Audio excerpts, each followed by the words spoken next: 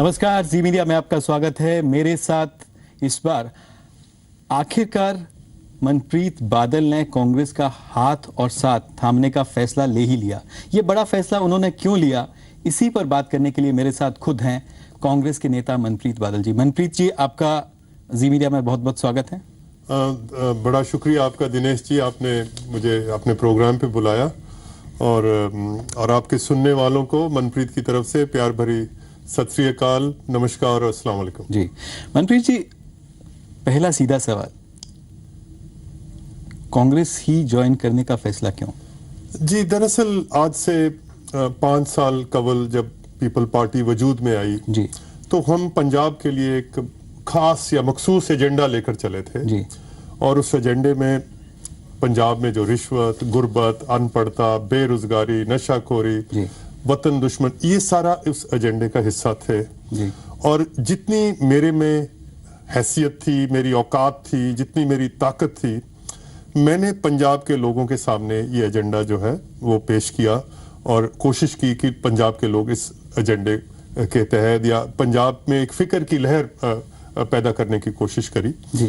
मैं अपने आप को नाकामयाब तो नहीं गिनूंगा, क्योंकि जो पिछले 5 साल गुजरे हैं मेरी जिंदगी के सबसे फ्रूटफुल, सबसे बेहतरीन साल गुजरे हैं। जी। पर आइंस्टाइन का एक कॉल है, बड़े साइंसदान थे, आइंस्टाइन बोलता है कि इंसैनिटी, पागलपन उसको कहते हैं जब इंसान बार बार एक ही काम करे जी। और ये आस रखे कि इस बार रिजल्ट जो है वो डिफरेंट आना है। जी। तो पिछले जो 2-2.5 साल गुजरे हैं, पीपल पार्टी ने कांग्रेस पार्टी के साथ जिला परिषद के इलेक्शन अलायंस में लड़े, ब्लॉक समिति इलेक्शन अलायंस में लड़े, पंचायत के इलेक्शन अलायंस में लड़े और लोकसभा के इलेक्शन भी कांग्रेस के साथ अलायंस में लड़े। तो एक किस्म का ये नेचुरल कल्मिनेशन था और जो हमें फीडबैक खास करके 1 साल से मिल रही थी जी। और वो लोग हमें बोल रहे थे कि आप पंजाब में एक साइड में तमाशबीन होके ये तमाशा ना देखो, जी, जी। आप मेन स्ट्रीम का हिस्सा बने जी। और मेन स्ट्रीम का हिस्सा बन के कुछ ना कुछ पंजाब है, पंजाब को इस नर्क से, इस दलदल से आप निकालने की कोशिश करें। तो जो आपने सवाल किया कि आखिरकार कांग्रेस को क्यों चुना, जी। और पिछले 6 महीने में कांग्रेस के जो वाइस प्रेसिडेंट हैं श्री राहुल गांधी साहब, मेरी उनसे 3 मुलाकात हुई जी। और जो पीपल पार्टी का एजेंडा था उसको हमने बड़ी गहराई से उनके साथ डिस्कस करा। पंजाब के दरपेश मसले क्या हैं जी। और इन मसलों की दारू क्या है, ये बिल्कुल जैसे अंग्रेजी में बोलते हैं थ्रेड बेयर, इस पे डिस्कशन हुई कि कांग्रेस के पास क्या कला कुदरत है कि ये जो मसले हैं पंजाब के मसले, मसलन सबसे पहले तो एक सिंपल मसला जिसमें किसी चीज की जरूरत नहीं है, पंजाब में जो वीआईपी कल्चर है जी, लाल बत्ती कल्चर या गनमैन कल्चर है, ये बिल्कुल जड़ से क्यों नहीं खत्म? ये जरूरी आते वक्त क्या ये जड़ से खत्म हो सकता है? आप भी उसी कल्चर में रहे? जी, जब मैं आप तो नहीं जानते पर आपके शायद कुछ सुनने वाले जानते हैं कि मनप्रीत एक वाहिद मिनिस्टर था पंजाब में जिसने सरकारी गाड़ी नहीं ली, सरकार से कभी अपना टीए डीए वसूल नहीं करा, कभी लाल बत्ती अपनी गाड़ी में नहीं लगाई। सो मैं तो इस खैर इम्तिहान से गुजर चुका हूं, पर अब ये जरूरियात वक्त है कि पंजाब की जो पॉलिटिकल क्लास है वो भी वीआईपी कल्चर, पर वीआईपी कल्चर अब सिर्फ बातों से तो नहीं पेट भरेगा। पंजाब के सिर कर्जा है, पंजाब के जो हमारे नौजवान बच्चे हैं अरब में जाते हैं, नाबालिग जिनका 18 साल उम्र नहीं हुई, अरब की तपती हुई रेत को अपने पसीने से ठंडा करते हैं, गैरों की झिड़के खाते हैं, उनके लिए रोजगार के कुछ मौके पंजाब में पैदा हों।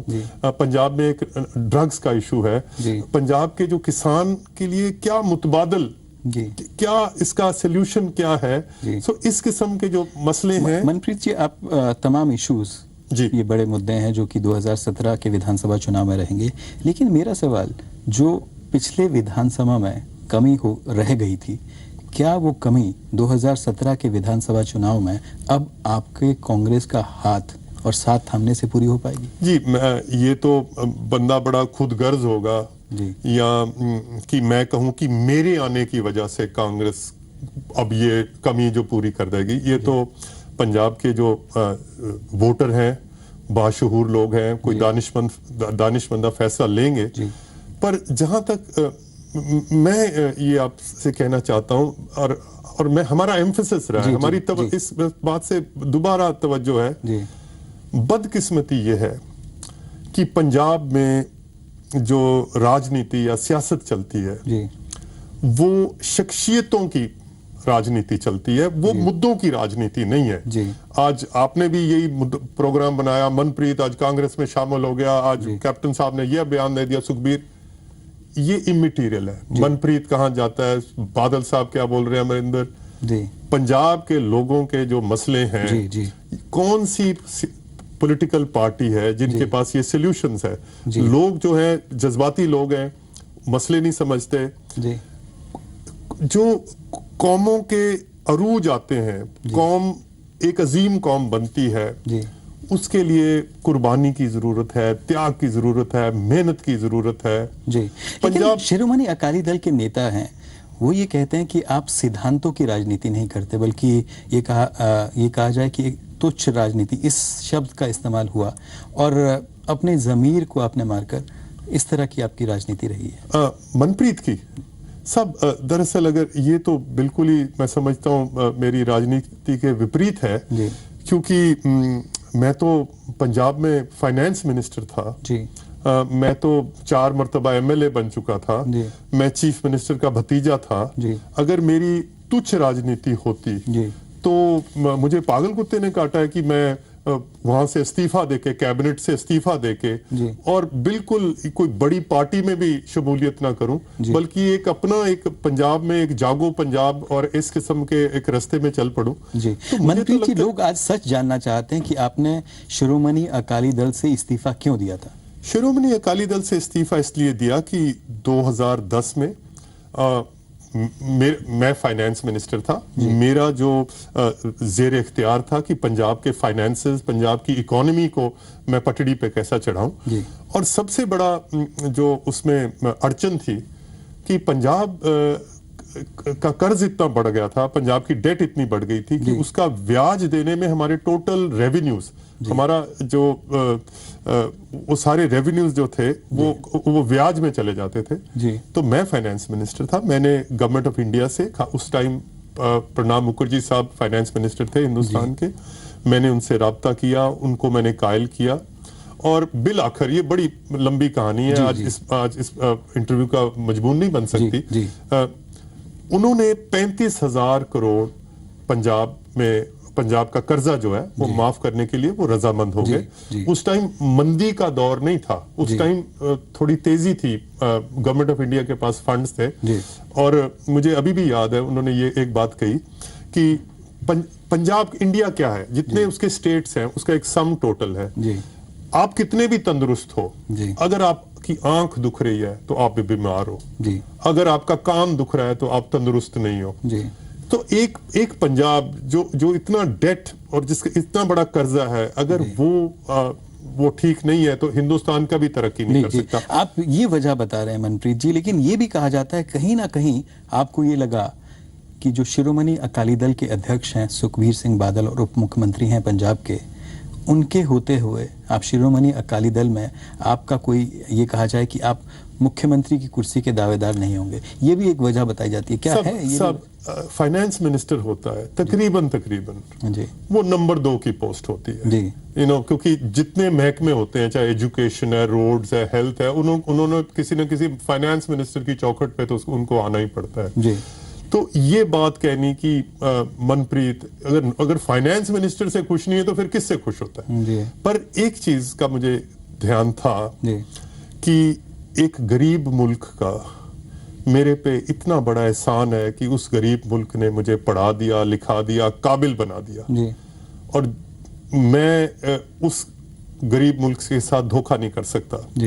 और जो मैंने विद्या हासिल की है, मुझे ये बताया गया कि कभी भी जिंदगी में जो लॉयल्टी होती है, वफादारी होती है, वफादारी के भी म्यार होते हैं। सबसे बड़ी वफादारी मनप्रीत की हिंदुस्तान से है, दूसरे नंबर पे वफादारी पंजाब से है, तीसरे नंबर पे वफादारी जो है वो अपनी पॉलिटिकल पार्टी से है, सियासी जमात से है, और सबसे छोटी जो वफादारी है वो अपने खानदान से है।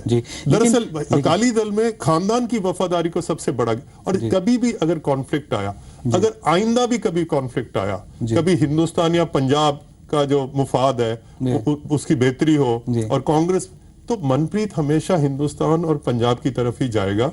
और मुझे लगता है ये इस किस्म के ये जो, चलो ये तो इल्जाम तराशी है, जो भी कुछ कर सकते हैं। लेकिन मनप्रीत जी, कहीं ना कहीं आपको मलाल होता है अपनों का साथ छोड़ने का?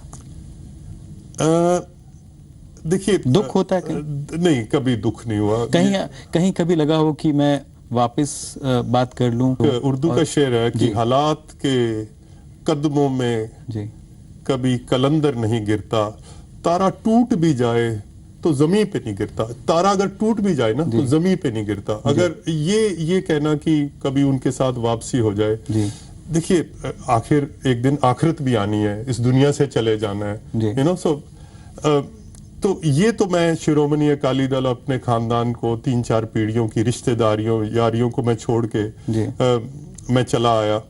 और कभी अगली जिंदगी में भी कभी फैसला कभी करना पड़ा कि पंजाब के साथ वफादारी निभानी है कि खानदान के साथ, तो मैं दिनेश जी पंजाब के साथ ही वफादारी निभाऊंगा। इसमें कोई रिग्रेट नहीं है। तो आप कह रहे हैं कि दिल जो है वो मिले हुए नहीं है, दिल मतलब मतभेद के साथ नहीं, मलाल भी नहीं है जी। पर ये जो असूल की राजनीति है, या तो मुझे स्कूल में ना पढ़ाते। मनप्रीत जी, आपने कहा कि आप 3 बार जो है कांग्रेस उपाध्यक्ष राहुल गांधी से आपने मुलाकात की। आपने कहा कि उन्होंने आपका दिल जीत लिया। ऐसा क्या कहा राहुल गांधी ने आपसे? देखिए, जो पंजाब का एजेंडा था, जो पीपल पार्टी का एजेंडा था जी, तो उस पे जैसे मैंने बोला कि बड़ी गहराई पे डिस्कशन हुई जी। और हमारी तो कोई इतनी बड़ी हैसियत या औकात नहीं थी, बहुत छोटी पार्टी है, 5% वोट लेने वाली जी। पर जो उन्होंने हमें वहां पहुंचकर इज्जत दी, जो हमें प्यार दिया, जो भरोसा दिया और जो जिस डिग्निटी से उन्होंने हमें बात करी, आप माने कि पंजाब का एक थानेदार, उसमें भी ज्यादा अकड़ है, राहुल गांधी में तो वो भी अकड़ नहीं थी। जी। और दूसरी बात यह है कि जो तमाम 11 नुकाती एजेंडा पीपल पार्टी का था जी, जो राहुल गांधी साहब ने वो पढ़ा जी, तो हूबहू एक लफ्ज भी इधर उधर करे, वो एजेंडा जो है उन्होंने तस्लीम कर लिया। जी। मतलब टोटलिटी में वो एजेंडा जो इससे ज्यादा फिर और क्या हो सकता। इतने बड़े प्लेटफॉर्म पे अगर ये पीपल पार्टी का एजेंडा, तो कोई हम लकीर के फकीर तो है नहीं। हमारी जो वफादारी है वो पंजाब के साथ है जी। सो दिल जीत लिया और हमारा एजेंडा जो है तस्लीम हो गया। इससे ज्यादा हम क्या चाहते। मनप्रीत जी, पंजाब के उप मुख्यमंत्री और शिरोमणि अकाली दल के अध्यक्ष सुखबीर सिंह बादल कहते हैं कि कांग्रेस जो है वो उसकी कमान बूढ़ों के हाथ में है, कांग्रेस बूढ़ों की पार्टी है। तो आपने बूढ़ों की पार्टी ज्वाइन की? देखिए, ये तो जिसको बोलते हैं ना, उर्दू का एक लफ्ज है जोश खिताबत, खिताब करते हुए जोश में आके बातें बोल दी। वरना यही बयान जो है शिरोमणि अकाली दल के प्रति भी यही सच साबित कर सकता हूं। और मैं हिस्ट्री का स्टूडेंट हूं, आपके सुनने वाले इस बात की तस्दीक कर सकते हैं कि हिस्ट्री में, इंडियन हिस्ट्री में पिछले 300 साल में सबसे बुजुर्ग अगर कोई हिंदुस्तान का बादशाह रहा है तो वो औरंगजेब रहा है। 90 साल की उम्र में वो फौत हुए थे, तो सबसे ओल्डेस्ट रूलर। और दूसरे औरंगजेब के बाद अगर कोई रूलर आता है तो प्रकाश सिंह बादल आते हैं, जिनकी उम्र अब 89 इयर्स या 88 इयर्स हो गई है। तो ये तो कोई उपमंत्री के लेकिन मुंह से फपती नहीं है। ये कहा जाता है, ये कहते हैं उप मुख्यमंत्री, ये भी कहते हैं कि शिरोमणि अकाली दल जो है वो पंजाब में हैट्रिक लगाएगी और प्रकाश सिंह बादल जो है वो 6ठी बार मुख्यमंत्री बनेंगे। वो बहादुर शाह जफर बोलता है कि उनका एक बड़ा मशहूर कलाम है कि कल तक जो शख्स यहाँ तख्ते नशी था उसे भी अपने खुदा होने का उतना ही यकीन था। तो ये तो जो कुर्सी पे बैठा होता है उसे लगता है ये खुदा, पर दरअसल बात है कि पंजाब के लोग बाशऊर लोग हैं और 2017 में कोई दानिशमंदा फैसला करेंगे, इस बात का मुझे कोई शक नहीं है। पर मैं ये सियासी शोखाबाजी से नहीं कह रहा, मैं दिली तौर से कह रहा हूं कि अकाली दल के जो रवैये हैं, अकाली दल की जो नीतियां हैं, पंजाब के लोग उन नीतियों से, उन रवैयों से बदजन हो चुके हैं। उप मुख्यमंत्री कह रहे हैं, कल मागी मेले में उन्होंने ऐलान किया, जंग का ऐलान कर दिया कि हम 2017 की जंग के लिए तैयार है। क्या कांग्रेस तैयार है? देखिए, मैं समझता हूं आज कांग्रेस पार्टी का सबसे छोटा मेंबर हूं। मुझे तो मेंबर बने अभी 3 घंटे भी नहीं हुए जी। सो ये तो नहीं मैं कह सकता, पर पंजाब के लोग जो हैं जी, वो शिरोमणि अकाली दल को, मुझे लगता है जी कि शिरोमणि अकाली दल को तारीखी शिकस्त का सामना है जी। ऐसा क्यों आप कह रहे हैं? क्यों आपको ऐसा लग रहा है? क्योंकि पंजाब में देखिए, बात यह है, मेरे 2 बच्चे हैं और घर में जो भी चीज आती है, अगर दोनों बच्चों के बीच मैं बरोबर नहीं बांट के दूंगा तो इंसाफ के बगैर तो मैं अपना घर भी नहीं चला सकता। ये पंजाब चला रहे हैं जी। मेरी 50 साल उम्र हो गुजरी है जी। मैंने पंजाबी में कभी माफिया लफ्ज नहीं सुना था। मैंने नॉवल में पढ़ा था कि इटली में माफिया होते हैं जी। आज पंजाब में रेत का माफिया है, केबल का माफिया है, या ट्रांसपोर्ट का माफिया है। ये आरोप है, ये आरोप है जो लगाया जाता है। माफिया लफ्ज तो आरोप नहीं है, ये पंजाब की हकीकत है, ये आरोप नहीं है जी। तो ये जो बातें हैं, पंजाब में करप्शन है। देखिए, एक बड़ा सादा सा असूल है जिंदगी का जी। लेकिन आप भी वित्त मंत्री रहे शिरोमणि अकाली दल और बीजेपी सरकार में, गठजोड़ सरकार में, तब ये करप्शन नहीं थी? तो इससे बड़ी कुर्बानी है, इससे बड़ा मैं अपनी नेक नीति का क्या सबूत दे सकता हूं कि पिछले 65 साल में हिंदुस्तान की राजनीति में मिनिस्टर्स अक्सर कैबिनेट से बर्खास्त हो जाते हैं ऑन अकाउंट ऑफ करप्शन या स्कैंडल। कभी आपने सुना अपनी पूरी रिपोर्टिंग में कि एक फाइनेंस मिनिस्टर इस्तीफा दे गया क्योंकि उसको अपनी सरकार की नीतियां पसंद नहीं है? इससे बड़ा मैं सबूत क्या दे सकता जी? आपने छोड़ दिया या आपको निकाला गया? मैंने इस्तीफा दे दिया। सरकार की तरफ से ये कहा जाता है, उप मुख्यमंत्री की तरफ से, मुख्यमंत्री की तरफ से, कि पंजाब में पिछले 9 साल में जो विकास हुआ है, पंजाब में ऐसा विकास पहले नहीं हुआ। आपको इतना सोचना पड़ रहा? नहीं, सोचना नहीं पड़ रहा जी। वो अल्लामा इकबाल का एक शेर है कि मुद्दत सी हो गई है जुल्म और सितम सहते हुए, शर्म आती है अब इसे वतन कहते हुए। मैंने एक पंजाब देखा है जब मेरे बचपन का। पंजाब को मैंने वो पंजाब देखा है जब पंजाब में भाखड़ा डैम बन रहा था जी, चंडीगढ़ शहर बन रहा था जी, PAU बन रहा था। पंजाब की छोटी छोटी मंडियां, आपको उनके नाम नहीं पता होंगे, मंडी गोबिंदगढ़, खन्ना, धारीवाल, बटाला, करनाल, पानीपत, इंडस्ट्री आ रही थी, हरी क्रांति आ रही थी, पंजाब में सड़कें बन रही थी। मैंने वो समा देखा है, मैंने वो पंजाब देखा हुआ है। ये पंजाब जो अपने एम्प्लॉइज को, अपने वर्कर्स को तनख्वाह टाइम पर नहीं दे सकता। पंडित नेहरू के पास कभी कोई फॉरेन डेलीगेशन आती थी, वो तो पंजाब ले जाओ जी। अब शर्म इस बात की है हमें कि जो तबाहशुदा हिंदुस्तान के सूबे हैं जी, उनकी फहरिस्त में आखिर में अब पंजाब का नाम आने लगा। लेकिन ये आपके आरोप है, आप कह रहे हैं, लेकिन पंजाब सरकार जो कहती है, पंजाब सरकार का ये मानना है कि विकास हुआ है, सड़कें बनी हैं, बड़ी बड़ी जो इंडस्ट्रीज है, MNCs जो हैं वहां पर आई है, MOU साइन हुए हैं उनके साथ। आप इतने मंजे हुए एंकर हैं, मुझे एक MNC का नाम बता दें पिछले 15 साल में जो पंजाब में आई है। नंबर 1 जी। नंबर 2, पैमाने होते हैं, स्टेटिस्टिक्स। ये स्टेटिस्टिक्स तो गवर्नमेंट ऑफ इंडिया और गवर्नमेंट के पंजाब के होते हैं जी। दिनेश जी, अगर हिमाचल प्रदेश का पर कैपिटा इनकम पंजाब से ज्यादा है जी। आज पंजाब की पर कैपिटा इनकम 99,000 है, हरियाणा की 1.5 लाख रुपए है। हरियाणा 1.5 गुना हमसे ज्यादा है जी। भगवान ने पंजाब से क्या चीज छुपा के रखी? जमीन, पंजाब को बुरी जमीन दे दी जी। क्या पानी कम दे दिया? क्या लोग कम मेहनती दिए? अगर हम अपनी नलायकी से पंजाब को हरियाणा से भी नीचे चले गए, हिमाचल से, आज पंजाब का जो फीकस आमदनी है हिंदुस्तान के जितने सूबे हैं वो 14वें नंबर पे पंजाब है। कभी अव्वल नंबर पे पंजाब होता था जी। तो देखिए, सरकार के इन बयान से तो नहीं, बातों से तो नहीं पेट भरेगा जी। तो आप कह रहे हैं कि कोई विकास नहीं हुआ क्या 10 साल में? पिछले विकास सिवाय कर्जे के जी और किसी चीज में इजाफा नहीं हुआ पंजाब में। और ये मैं सियासी शोखाबाजी से नहीं कह रहा जी। पंजाब की जो हालात है वो काबिले रहम है जी। और पंजाब की किस्मत को बदलना है, उसकी तकदीर को बदलना है और उसके हालात बदलने हैं। ये भी कहा जा रहा है कि आम आदमी पार्टी के आने से पंजाब में जो है 2017 के विधानसभा चुनाव में त्रिकोणीय मुकाबला होगा।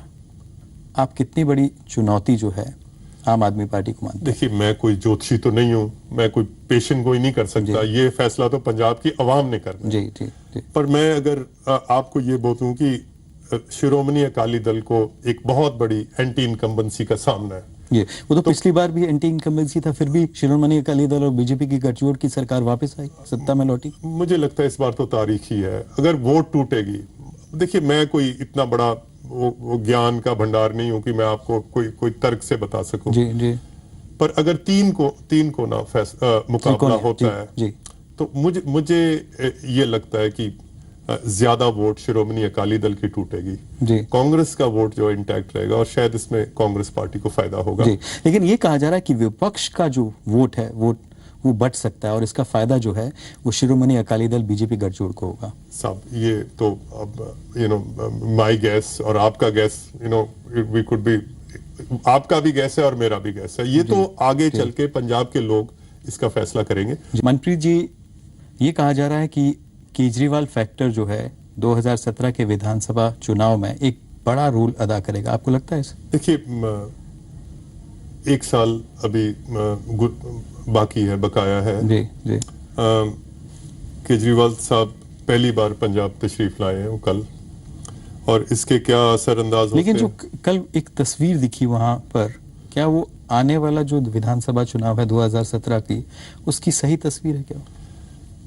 देखिए, मैं फिर बोलता हूं कि मैं ऐसी पेशन गोई रखने में कोई महारत नहीं रखता। मैं इतना करीब से ये सिचुएशन, बेहतर है कि अगर आप मेरे से, क्योंकि जो मेरी डोमेन नॉलेज में है वो है कि पंजाब के मसले क्या हैं जी, और उनके सॉल्यूशंस क्या हैं जी, जी। ये राजनीति और इस राजनीति का कैसे असर पड़ेगा, ये मेरी गेस वर्क से बाहर। आम आदमी पार्टी कहती है कि वो, अगर उनकी सरकार जो है 2017 के विधानसभा चुनाव के बाद वो सत्ता में आए तो 4 महीने में जो नशे का जो मुद्दा है, जो नशे की जो समस्या है, उसको दूर कर देंगे। कैप्टन अमरिंदर सिंह ने कहा कि वो 4 दिन में इस समस्या को, 4 हफ्ते में इस समस्या को खत्म कर देंगे। लेकिन उनको ये बात जो है कहीं ना कहीं गुटखा साहिब लेकर जो है लोगों को विश्वास दिलाना पड़ा। क्यों ऐसा? सब मेरा अपना मानना है कि ये 4 घंटे में भी हो सकती है। आप हंसेंगे इस बात पे। दरअसल क्या है कि जो सॉवरेन रिट होती है किसी स्टेट की जी, जो पंजाब दहशतगर्दी को खत्म कर सकता था जी, जिसके पास बम थे, हथियार थे, जिनके पास दूसरे किसी मुल्क से शय थी जी, और जौन सा स्टेट वो दहशतगर्दों को खत्म कर सकता है, ये छोटे छोटे जो नशे की तस्करी करते हैं उनको खत्म नहीं कर सकता। मेरा मानना है, जैसे वो नलके की टूटी होती है, आजकल टूटियां ऐसी आ गई हैं कि अच्छी तरह बंद हो जाए तो एक बूंद भी पानी उसमें से मजाल है कि निकल जाए। कहां से ये टूटी खुली हुई है? जो नशे की तस्करी करते हैं वो उनकी जो पुष्टपनाही करते हैं, उनकी पीठ के पीछे कुछ आला सियासतदान है, कुछ आला अफसर हैं, और ये जो इलेक्शन जो आप बोल रहे हैं कि एंटी इनकम्बेंसी इनको छू नहीं पाती, और ये पैसे कहां से आते हैं, ये कोई किसी फैक्ट्री से तो नहीं आते, ये किसी खेती से तो नहीं आते जी। ये सब ये जो माफियाज हैं, ये ड्रग्स बेच रहे हैं, या जो बजरी है, या ट्रांसपोर्ट है, या केबल है। कौन है ये माफिया? किस पर आरोप लगा रहे हैं? किसकी बात कर रहे हैं? ये पंजाब के जो लोग हैं उनकी जुबान ज़दे आम है ये नाम, कोई ऐसी कोई हिडन बात नहीं है, और जाहिर है कि जो सियासतदान होंगे वो रूलिंग पार्टी के ही होंगे। आपने कहा कि रिट, अगर सरकार की रिट, अगर सरकार चाहे, अगर सरकार की विल पावर हो तो आपने कहा कि 4 घंटे में भी हो सकता है। तो क्या आपको लगता है कि सरकार में वो विल पावर नहीं है नशा खत्म करने के लिए? अभी सिर्फ बातें हो रही हैं। वो तो खुद मुलव्वस है जी इस चीज में, इस ट्रेड में उनका हाथ है, वरना ये कैसे हो सकता है कि जो बंदे नशे बेच रहे हैं वो सरकार के कंट्रोल, मतलब पुलिस के कंट्रोल में नहीं है जी, और वो भी पंजाब पुलिस हो सकता है, लेकिन सरकार की इन्वॉल्वमेंट तो नहीं है इसमें। नहीं, पुलिस और सियासतदान दरअसल पंजाब में एक ही हो गए हैं जी, और कुछ वर्दी पहने हुए हैं, कुछ बिना वर्दी के हैं जी। देखिए, बात यह है, हमें ये बताया जाता है कि ये नशे जो हैं बॉर्डर के क्रॉस से आते हैं जी, अगर इसमें कोई सदाकत है जी तो राजस्थान का जो बॉर्डर है पाकिस्तान से वो 3 गुने बड़ा है जी। गुजरात का जो बॉर्डर है वो पंजाब से दुगना है जी। कश्मीर का भी बॉर्डर उतना ही है जितना पंजाब का है जी। तो पाकिस्तान जो है वो राजस्थान पे रहम क्यों कर रहा है जी, पर ये के रहम क्यों कर ये कहा जाता है, मुख्यमंत्री बार बार ये कहते हैं कि जो पंजाब से पाकिस्तान का बॉर्डर है, जो बॉर्डर लगता है, वहां पर जो बीएसएफ की तैनाती है, बॉर्डर सिक्योरिटी फोर्स की, वो कम है। उसको बार बार वो दरखास्त करते हैं कि राजस्थान में ज्यादा है क्या, गुजरात में ज्यादा है क्या? ऐसी नहीं बात। दरअसल ये नशे पंजाब में ही तैयार होते हैं, ये पाकिस्तान से आते नहीं है जी। पाकिस्तान से तो कोई चिड़िया भी नहीं आ सकती जी। और ये खुद मैं फिर कह रहा हूं और बड़ी संजीदगी से कह रहा हूं जी कि ये पंजाब की जो एक किस्म की एडमिनिस्ट्रेशन में, सबका नाम नहीं लेता मैं, सबके पर कुछ चंद लोग हैं जो इसके बेनिफिशरीज हैं। कौन है ये चंद लोग, किस पर आरोप लगा रहे हैं? नहीं, किसकी बात कर रहे हैं? इतना तो मैं भी सादा आदमी नहीं हूं कि टेलीविजन पे, बट पंजाब के लोग, इनके नाम जुबान ज़दे आम है, ये मैं आपको कहना चाहता हूं। जी मनप्रीत जी, 2017 में ड्रग्स के अलावा, ड्रग्स एक बड़ा मुद्दा है, लेकिन उसके अलावा क्या क्या मुद्दे होंगे? देखिए, सबसे बड़ा मुद्दा तो है पंजाब का जो नौजवान है उसको रोजगार के मौके कैसे मिलेंगे, ये बहुत बड़ा मुद्दा है जी। पंजाब में जो विद्या का म्यार है उसको कैसे सुथरा बनाया जा सके, ये बहुत बड़ा मुद्दा है जी। पंजाब के जो डेट है या पंजाब के जो स्टेट इकोनॉमी है जी। और पंजाब की जो इन्वेस्टमेंट आनी है रियल एस्टेट के अलावा, और जो वो कारोबार, पंजाब की जो कारखानों की चिमनियां उदास पड़ी हैं जी। पंजाब में कोई एक कौड़ी पैसा निवेश करने के लिए तैयार नहीं। मैंने आपसे पहले भी ये सवाल पूछा था, जो 2 समिट्स किए गए उसमें सरकार की तरफ से ये दावा किया गया कि एमओयूज जो हैं बड़ी बड़ी एमएनसीज के साथ साइन हुए और वो एमएनसीज जो हैं पंजाब में आई हैं। साहब, आप अगले हफ्ते इसी टाइम जो आपका शो होता है जी, आप ये तो आरडीआई का मुद्दा भी बन सकता है जी। एमओयू का मतलब है मेमोरेंडम ऑफ अंडरस्टैंडिंग जी। आप पंजाब के सीएम हैं कि आप किसी इंडस्ट्रियलिस्ट को बुलाओ, रिलायंस को बुलाओ, टाटा को बुलाओ, आपको 2 दिन 5 तारे होटल में रखो, उनको खाना वाने का कोई जवाब थोड़ी देगा। सवाल तो ये है दिनेश, तो आप कह रहे हैं कि वो जमीन पे नहीं आए, मतलब 1/10% भी आ गए तो मैं समझता हूं मैं आपके कभी शो पे नहीं आऊंगा। तो 10% भी जो एमओयू का तो मतलब है कि हाँ, हम आपसे किसी आइंदा तो दावे खोखले। और देखिए दिनेश जी, एक राजनीति क्या, जब हम स्कूल में पढ़ते थे तो हमें साइंस की क्लास में पढ़ाया गया था कि अगर आप पानी को 100 डिग्री पे उबालोगे तो ये भाप बन जाएगी, स्टीम बन जाएगी जी। वैसे ही जिसको स्टेट क्राफ्ट बोलते हैं राजनीति, ये भी एक साइंस है जी। कि अगर आप फलां काम करोगे खुशहाली आ जाएगी, फलां काम करोगे बर्बादी आएगी। उसका एक थंब रूल है कि जिस भी समाज में, जिस भी माशरे में इंसाफ नहीं होगा वहां अमन नहीं आ सकता जी। जिस समाज में अमन नहीं है वो वहां उस समाज में तरक्की नहीं हो सकती। तो ये जुड़ी बातें हैं, इंसाफ, अमन, तरक्की। पिछले दिनों पंजाब में धार्मिक ग्रंथों की बेदबी हुई जी, आप किसको इसका जिम्मेवार मानते हैं? जी, मुझे ये तो नहीं पता कि इसकी जिम्मेवारी किसकी है, पर एक बहुत बड़ी जिम्मेवारी सरकार की और एसजीपीसी की है कि ये जो अब इतनी बड़ी संस्था है, ये जो हमारे धार्मिक इंस्टीट्यूशंस हैं जी, उसको नेक नीति से चलाएं, उसको राजनीति का हिस्सा ना बनाएं। एक मोहम्मद बख्श हुए हैं, पंजाबी के बहुत बड़े कवि हुए हैं, सूफी थे, सैफुल मलूक उनका एक कलाम है जी। तो मोहम्मद बख्श लिखते हैं कि मैं मोहम्मद ठग जे लोको ते मैं मोहम्मद चोर, जिसदा लोकी कलमा पढ़ दे ओ मोहम्मद होर। ये अपने आप को एसजीपीसी के प्रधान और ये सब कहने से तो कोई साफ पाक नहीं ना हो सकता। लेकिन पंजाब के उप मुख्यमंत्री, मैं आपको फिर कहता हूं, और सरकार ये कहती है कि उनका धार्मिक मसलों पे, धार्मिक मामलों में या एसजीपीसी में कोई दखल नहीं रहता।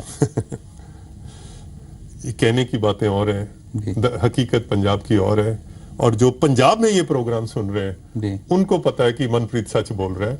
ये जो एसजीपीसी के इलेक्शन होते हैं, ये शिरोमणि अकाली दल बतौर पार्टी लड़ती है, इसमें वोट लेने के लिए शराब बांटी जाती है, नशे बांटे जाते हैं, और किसी को पागल कुत्ते ने काटा यार कि एसजीपीसी के इलेक्शन लड़ने हैं, उसमें शराब देनी है। ये तो सभी राजनीतिक दल ये हथकंडे अपनाते हैं। आपकी पार्टी नहीं अपनाती? नहीं, एसजीपीसी के इलेक्शन लड़ते ही नहीं, हमारे तो सेक्युलर पार्टी। लेकिन जब विधानसभा चुनाव हुए तो आपकी पार्टी ने इस तरह के हथकंडे नहीं अपनाए थे?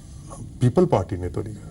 मैं आपके प्रोग्राम में जी परमात्मा को, वो नीली छतरी वाला जो लोगों के दिलों के राज जानता है, उसको हाजिर नाजिर जान के बोलता हूँ जी कि किसी को पानी भी नहीं पिलाया, शराब तो और अलग। अब आप कांग्रेस में हैं, आप क्या ये वादा करते हैं पंजाब की जनता से कि कांग्रेस में भी ये नहीं होगा, इस तरह के जो हथकंडे वो नहीं अपनाए जाएंगे? देखिए, मैं कोई कांग्रेस का अभी स्पोक्समैन तो हूं नहीं।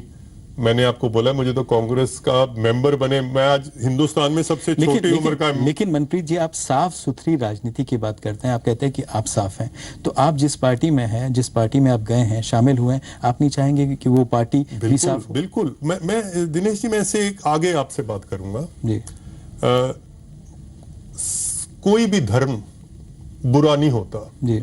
कोई भी, जो भी दुनिया में मजहब है, इस्लाम है, क्रिश्चियन है, सिखिज्म है, धर्म थोड़ी बुरे होते हैं जी।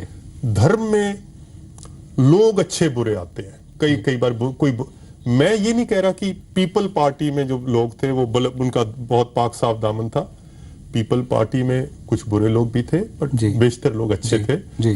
कांग्रेस में भी अच्छे लोग भी हैं, जाहिर है बुरे भी होंगे, बीजेपी में भी यही है। जो परमात्मा के इख्तियार में है, परमात्मा ने मनप्रीत को दे दिया जी। मेरे पास जायदाद की कमी नहीं जी। मेरे पास औलाद की कमी नहीं, मेरे पास विद्या की कमी नहीं, मेरे पास सुखराम की कमी नहीं। इससे ज्यादा तो परमात्मा भी किसी को नहीं दे सकता। और इतना कुछ परमात्मा के लेके मैं अपनी कौम के सामने झूठ बोलूंगा? कोई एमएलए या एमपी बनने के लिए, जो मैं 4 मरतबा बन चुका हूं, कोई वजीर बनने के लिए जी। सो जिस तरह मैंने कहा आपसे, कोई पिछले जन्म का मैंने इस धरती माँ का कोई कर्जा चुकाना है जी। कोई लेन देन का चक्कर है।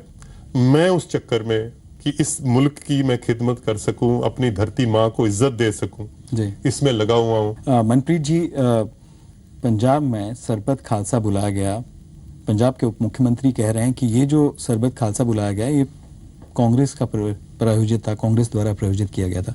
आपका क्या मानना है? देखिए, मुझे लगता है ये कांग्रेस तो इसमें मुलव्वस नहीं थी, जितना मुझे मालूम है जी। और ये सरबत खालसा जो है, वो जो सिख जथेबंदियां हैं, कुछ धार्मिक हैं, कुछ इंतहा पसंद हैं जी। ये उनकी कॉल पे ये सारा किया गया था। और लेकिन कांग्रेस के कुछ नेता भी इसमें शामिल हुए। कांग्रेस के नेता बतौर कांग्रेस नहीं, पर अगर किसी का अपना कोई खास करके मजहबी स्टैंड है जी, तो इसका मतलब ये नहीं कि वो स्टेज पे नहीं थे, या मुझे लगता पब्लिकली तो नहीं थे, पर उनको मुलव्वस करने की कोशिश की जा रही है। बट कांग्रेस ने हमेशा पंजाब में एक सेक्युलर कार्ड डिस्प्ले करा है, और हिंदुस्तान में भी जहां तक, और सरबत खालसा के साथ मुझे लगता है इनका कोई दूर से भी वास्ता नहीं है जी। मनप्रीत जी, क्या अबोहर कांड को लेकर आप किसको जिम्मेवार ठहराते हैं? कौन जिम्मेवार है? क्या आपको लगता है कि जितने भी आरोपी थे इस कांड के लिए, उनको सरकार और पुलिस की तरफ से पकड़ लिया गया है? ये तो एक हकीकत है कि पंजाब में जो लिकर का ट्रेड है, उसके पीछे भी बहुत बड़ा एक किस्म के ठेकेदार या माफिया, और उनका सारी जो पंजाब से स्मगलिंग होती है लिकर की गुजरात में और दूसरे राजस्थान या दूसरे सूबों में जी। तो एक गुंडागर्दी का तो अनासर है जो ये करता है। और जहां तक अबोर का सवाल है खास करके, तो उसमें जो मेन अक्यूज्ड है शिवलाल जी, वो अभी तक फरार है। तो आपको लगता है कहीं ना कहीं देरी हो रही है कार्रवाई में? देखिए, मैंने इन्वेस्टिगेशन ऑफिसर को नहीं मिला, मुझे पता नहीं कि ये देरी है कि नहीं, बट जहां तक मुझे एक थोड़ा सा दूर से इसका पता है कि जो मेन जो अक्यूज्ड है, उसको अभी तक नहीं पकड़ा गया है जी। हाँ, तो आपको लगता है जल्द कार्रवाई होनी चाहिए, जल्द पकड़ा जाना चाहिए? बेशक, क्यों नहीं। पंजाब अब ये कत्ल हो गया, एक लाश पड़ी है जी, और लाश पड़ी और बड़ी बेरहमी से उसको वहां कत्ल किया गया। तो ये तो चाहे कहीं भी हो, हिंदुस्तान के किसी भी हिस्से में हो, जल्दी होनी चाहिए, ठीक ठाक होनी चाहिए। इनफैक्ट जो 11 नुकाती प्रोग्राम जो या एजेंडा जो आज राहुल गांधी साहब ने जिस पे मुत्तफिक हुए, उसमें सबसे अहम मसला ये है, एक नेक्सस है पुलिस का और पॉलिटिशियन का, जी, वो जड़ से खत्म करना पड़ेगा। लेकिन ये आरोप सिर्फ सत्ताधारी दल के ऊपर नहीं बल्कि कांग्रेस के ऊपर, कांग्रेस के नेताओं के ऊपर भी लगता है। देखिए, वक्त आ गया है जब पंजाब पुलिस को आपको आजाद करना पड़ेगा सियासी मुदाखलात से। पंजाब पुलिस को एक प्रोफेशनल फोर्स बनाना है, जहां चेन ऑफ कमांड हो, जहां लॉ, देखिए जब तक आप कानून की सरपरस्ती, कानून की बालादस्ती नहीं होगी तो समाज तरक्की नहीं करेगा। और मुझे लगता है अगर मैं गलत साबित ना हुआ तो कांग्रेस पार्टी का जो सबसे बड़ा प्लेटफॉर्म होगा कि टोटल मतलब एक किस्म का जुदा होना पुलिस का और पॉलिटिशियन का, ये इलेक्शन का सबसे बड़ा मुद्दा हो। 27 जुलाई को आतंकी दीनानगर को निशाना बनाते हैं और उसके बाद नए साल में पठानकोट एयरबेस को निशाना बनाया जाता है आतंक के द्वारा। आपको क्या लगता है क्यों पंजाब को फिर से आतंकी जो है निशाना बना रहे, क्यों निशाने पर है पंजाब? पंजाब निशाने पे है क्योंकि मुझे लगता है जो पाकिस्तान की जो एक किस्म की प्रॉक्सी वॉर है हिंदुस्तान को कमजोर करने की, तो उसमें पंजाब जो है वो पंजाब हमने बहुत बड़ी आज से एक दहाके पहले भी कीमत अदा करी है। और जब तक मैं फिर कह रहा हूं कि आपकी पुलिस जो है, अगर पुलिस का इतना पॉलिटिसाइजेशन हो गया, सियासीकरण हो गया, तो जब तक आप पुलिस को प्रोफेशनल नहीं करेंगे तो देश के दुश्मन जो है वो हमेशा आप इसका फायदा उठाएंगे। आपको, आपके सुनने वालों को शायद पता ना हो कि पंजाब पुलिस की जो नफरी है वो तकरीबन 90,000 है, हरियाणा की 30,000 है और हिमाचल की 15,000 है। हालांकि साइज बहुत बड़ा छोटा नहीं है, एक तकरीबन एक जैसे हैं। सो 90,000 पुलिस हो और उसमें अगर प्रोफेशनलिज्म ना हो, मैं प्रोफेशनलिज्म तो होगी, अच्छे अफसर हैं, उनको पंजाबी में बोलते हैं खुडे लैंड, जो जी हजूरी हैं उनको कटिंग एज पे रखा जाता है। सो अगर पुलिस को अगर आप फ्री हैंड देंगे तो मुझे नहीं लगता कि इस किस्म के वाकयात जो है पंजाब में कभी हो सकते हैं। पाकिस्तान से बातचीत जारी रहनी चाहिए जब इस तरह के हमले होते हैं, आतंकी हमले।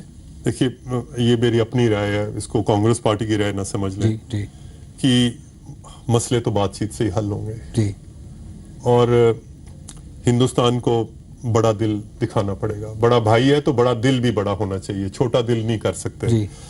और ये जो पाकिस्तान के साथ मुज़ाकरात हैं, बातचीत का सिलसिला है, ये ये दहशतगर्दी की वजह से ये सिलसिला ठप नहीं होना चाहिए। और जैसे किसी कांग्रेस के तर्जियाकार ने बोला कि ये अनइंटरप्टेबल होना चाहिए, चाहे कुछ भी हो जाए, बातचीत इस और इसका कोई हल भी नहीं है। मनप्रीत जी, सियासत से हटकर मैं आपसे जानना चाहता हूं, पंजाब की लोग जो हैं वो सुनना चाहते हैं, हमारे व्यूअर्स जो हैं वो सुनना चाहते हैं कि जब मनप्रीत बादल सियासत नहीं करते तो फिर वो क्या करते हैं, कैसे समय बिताते हैं? जी, मुझे बचपन से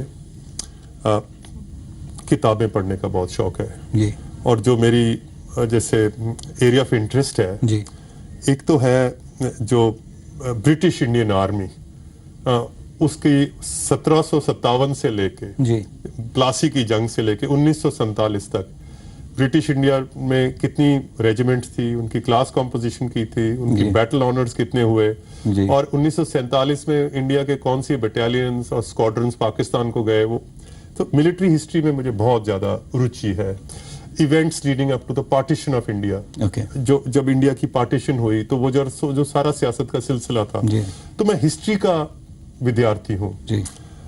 दूसरा, मुझे उर्दू और पंजाबी शायरी का बड़ा शौक है, तो मैं वाहद आदमी हूँ अपनी जनरेशन का।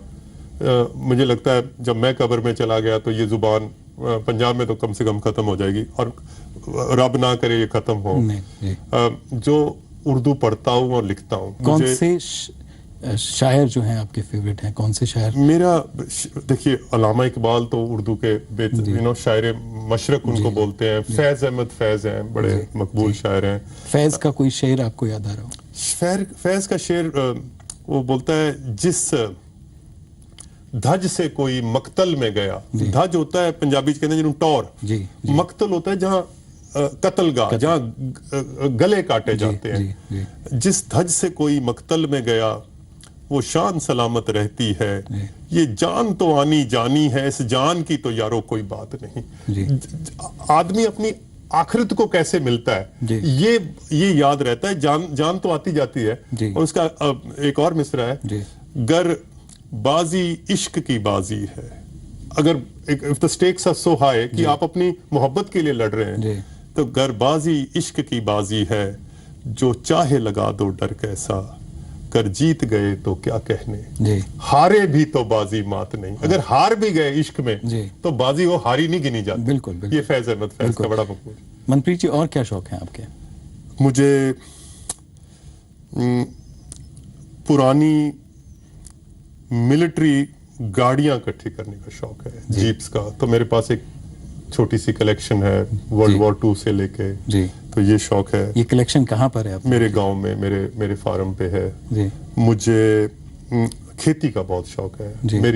मैं बहुत दिलचस्पी लेता हूँ। आप खुद खेती करते हैं? खुद खेती कराता हूँ। और मेरा जरिया माश, जैसे जिसको बोलते हैं ना, जरिया आमदन जो है वो खेती है। और मैं बहुत जिसको बोलते हैं मॉडर्न किस्म की खेती, अपने मेरी किन्नों के बाग है जी। तो ये भी मेरा एक शौक है जी। आपने कहा कि आपको मॉडर्न खेती पसंद है, लेकिन आपको नहीं लगता कहीं ना कहीं जिस तरह से इंसेक्टिसाइड, पेस्टिसाइड्स, उनकी वजह से फसलें और जो प्रोडक्ट्स आते हैं, एक तो फसलें खराब होती है पेस्टिसाइड्स की वजह से, और जो कीटनाशक की वजह से लोगों को नुकसान होता है, सेहत को नुकसान होता है, कहीं ना कहीं ये चिंता का विषय है? बिल्कुल। देखिए, बात यह है कि ज्ञान के बगैर तो खेती भी नहीं हो सकती जी। जो पंजाब एग्रीकल्चर यूनिवर्सिटी थी, जो कि हिंदुस्तान के माथे का ताज था या शनाख्त थी हिंदुस्तान की एग्रीकल्चर की, तो पंजाब के जो माशी हालात हैं वो इतने बिगड़ चुके हैं। पीएयू के फंडिंग जो खत्म है, आप हैरान होंगे, पिछले 10 साल में पीएयू ने कोई कपास का कोई नया बीज जो है नहीं दिया किसान को। पिछले 4 साल में कोई गेहूं का नया बीज नहीं दिया। जब आप अपने खेती बाड़ी यूनिवर्सिटी को इस नहज पे ले आते हैं कि उनके पास स्टाफ नहीं है, उनकी फैकल्टीज डिप्लीट हो गई, और बहुत सारी नॉलेज दिनेश होती है जो पढ़ाई नहीं जाती, वो सीना दर सीना बताई। जैसे आपके जो जूनियर्स है, आप उनको बता के जाओगे, वो बंदे रिटायर हो गए, नए आए, उनको पता नहीं। तो जो डिस्टिल्ड नॉलेज थी या रिसर्च की, पंजाब में वो खत्म हो गई है, कमी आ गई है। और सरकार जो है, जब तक आप पीएयू की फंडिंग नहीं करेंगे, तो आप कह रहे हैं कि उसमें काफी काम किए जाने की जरूरत है। एक आखिरी सवाल, क्या आपको मूवीज देखने का शौक है? मूवीज देखते हैं? जी, मुझे फिल्मों का शौक बिल्कुल नहीं है। मैं बदकिस्मत आदमी। खेलों का शौक है? मैं बास्केटबॉल का अपने नून स्कूल का कैप्टन रहा हूँ। सेंट स्टीफेंस कॉलेज के मैंने कलर होल्डर हूँ। यूनिवर्सिटी ऑफ लंदन में भी मैं बास्केटबॉल खेला हूँ। और हमने अब गिद्दड़बा कंस्टिट्यूंसी में एक राजा पोरस के नाम से, क्योंकि राजा पोरस पंजाब के कॉमन हीरो थे जब इस्लाम नहीं था, जब हिंदुइज्म नहीं था, सिखिज्म नहीं था, जिसने सिकंदर आजम का तो राजा पोरस के नाम से एक टूर्नामेंट शुरू किया था बास्केटबॉल का। हिंदुस्तान का सबसे बड़ा टूर्नामेंट साबित हुआ। कोई 10 लाख रुपए उसमें इनाम देते थे। मनप्रीत जी, वक्त की कमी है। Wish you all the best. Thanks. मैं आपसे मीडिया में आने के लिए आपका बहुत बहुत धन्यवाद। बंद करने से पहले दिनेश जी, आपके शो की इतनी मकबूलियत है, मुझे लोग अक्सर बोलते थे कि तू दिनेश दे शो क्यों नहीं जानता। मैं कहता दिनेश मैंने बुलांदा नहीं। तो keep up the good work. बहुत दिलचस्पी से आपका शो देखा जाता है। आपने मुझे बुलाया, धन्यवाद। और आपके सुनने वालों को मेरी नमस्कार, सत श्री अकाल, अस्सलाम वालेकुम। थैंक यू मनप्रीत जी। ये थे कांग्रेस के नेता मनप्रीत बादल। आपको हमारी बातचीत इनसे कैसी लगी, आप हमको ट्वीट कर सकते हैं SDINESH AA पर। आप देखते रहिए जी मीडिया। नमस्कार।